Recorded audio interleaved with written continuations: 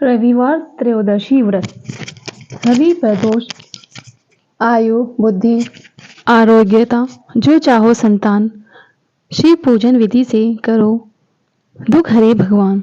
एक समय सब प्राणियों के हितार्थ परम पावन भागीरथी के तट पर ऋषियों द्वारा विशाल सभा का आयोजन किया गया।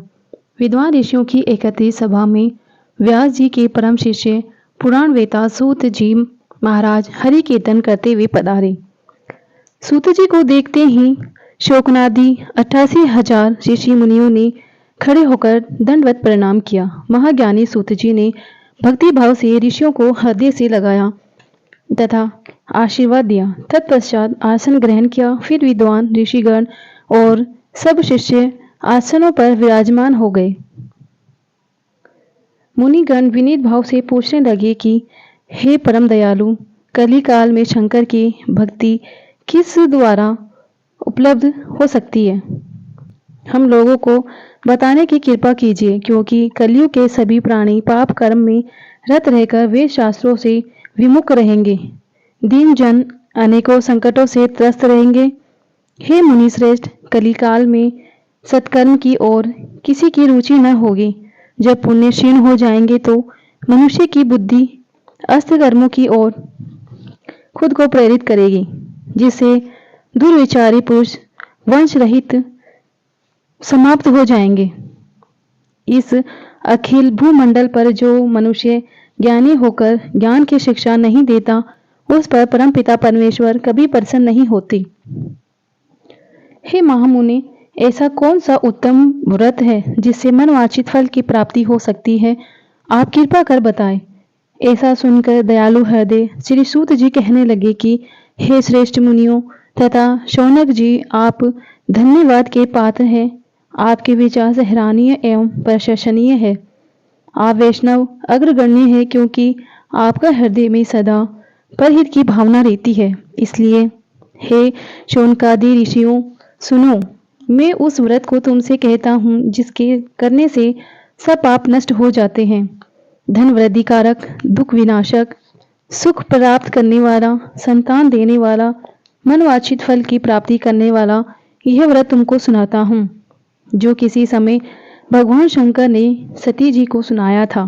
और उनसे प्राप्त यह सर्वश्रेष्ठ उपदेश मेरे पूज्य गुरु जी ने मुझे सुनाया था, जिसे आपको समय पाकर शुभ वेला में सुनाता हूँ। बोलो उमापति भगवान शंकर की जय। सूत जी कहने लगे, आयु वृद्धि स्वास्थ्य लाभ हेतु त्रयोदशी का व्रत करें। इसकी विधि इस प्रकार है। प्रातः स्नान, निराहार रहकर शिव ध्यान में मग्न हो शिव मंदिर में जाकर शंकर जी की पूजा करें। पूजा के पश्चात अर्धपुंड त्रिपुंड का तिलक धारण करें। बेलपत्र चढ़ावे, धूप दीप अक्षत से पूजा करें। ऋतु फल चढ़ावे। ओम नमः शिवाय मंत्र का रुद्राक्ष की माला से जाप करें। ब्राह्मण को भोजन कराकर सामर्थ्य अनुसार दक्षिणा दें। तत्पश्चात मौन व्रत धारण करें। व्रती को सत्य भाषण करना परम आवश्यक है। हवन आहुति भी देनी चाहिए। मंत्र ओम ह्रीम क्लीम नमः शिवाय स्वाहा से आहुति देनी चाहिए। इससे अभिष्ट फल की प्राप्ति होती है। व्रती पृथ्वी पर शयन करें, एक बार भोजन करें, इससे सर्व कार्य सिद्ध होते हैं। श्रावण मास में तो इसका विशेष महत्व है। यह परम सुख धन आरोग्यता देने वाला है। यह व्रत सभी मनोरथों को पूर्ण करता है। हे ऋषिवरों, यह प्रदोष व्रत जो मैंने आपको बताया, किसी समय शंकर जी ने सती जी को और वेद व्यास मुनि ने मुझे सुनाया था। शौनकादि ऋषि बोले, हे पूज्यवर महामते, आपने यह व्रत परम गोपनीय, मंगलप्रद, कष्ट निवारक बताया है। कृपया यह बताने का कष्ट करे कि यह व्रत किसने किया और उसे क्या फल प्राप्त हुआ। श्री सूत जी बोले, हे विचारवान ज्ञानियों, आप शिव के परम भक्त हैं। आपकी भक्ति देकर मैं व्रती पुरुषों की कथा कहता हूँ। एक गांव में अति दीन ब्राह्मण निवास करता था। उसकी साध्वी स्त्री प्रदोष व्रत किया करती थी। उसके यहाँ पुत्र रत्न था। एक समय की बात है, वह पुत्र गंगा स्नान करने के लिए गया। दुर्भाग्यवश मार्ग में चोरों ने उसे घेर लिया और कहने लगे कि हम तुझे मार देंगे, नहीं तो तू अपने पिता का गुप्त धन बतला दे।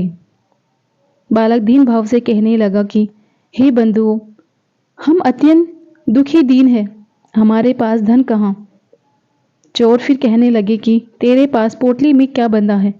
बालक ने निसंकोच उत्तर दिया, मेरी माता ने मुझे रोटी बनाकर बांध दी है। दूसरा चोर बोला, भाई ये तो अति दीन दुखी हृदय है, इसे छोड़िए। बालक इतनी बात सुनकर वहां से प्रस्थान करने लगा और एक नगर में पहुंचा। नगर के पास एक बरगद का पेड़ था। बालक थक कर वहां बैठ गया और वृक्ष की छाया में सो गया। उस नगर के सिपाही चोरों को खोज कर रहे थे। खोज करते करते उस बालक के पास गए। सिपाही बालक को चोर समझकर राजा के समीप ले गया। राजा ने उसे कारावास की आज्ञा दे दी। उधर बालक की मां भगवान शंकर जी का प्रदोष व्रत कर रही थी। उसी रात्रि राजा को स्वप्न में हुआ कि यह चोर नहीं है, यह बालक चोर नहीं है, प्रातः काल ही इसे छोड़ दो, आपका राज्य वैभव सब शीघ्र नष्ट हो जाएगा। रात्रि समाप्त होने पर राजा ने उस बालक से सारा वृतांत पूछा। बालक ने सारा वृतांत कह सुनाया।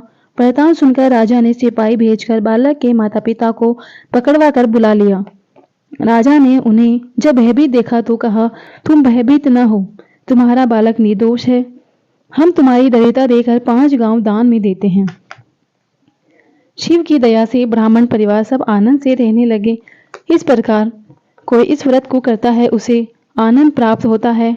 शौकनादि ऋषि बोले, आपका बहुत बहुत धन्यवाद जो आपने हमें इसकी कहानी सुनाई। वीडियो अच्छी लगी हो लाइक करें। हमारे चैनल पर पहली बार आए हैं, चैनल को सब्सक्राइब करें।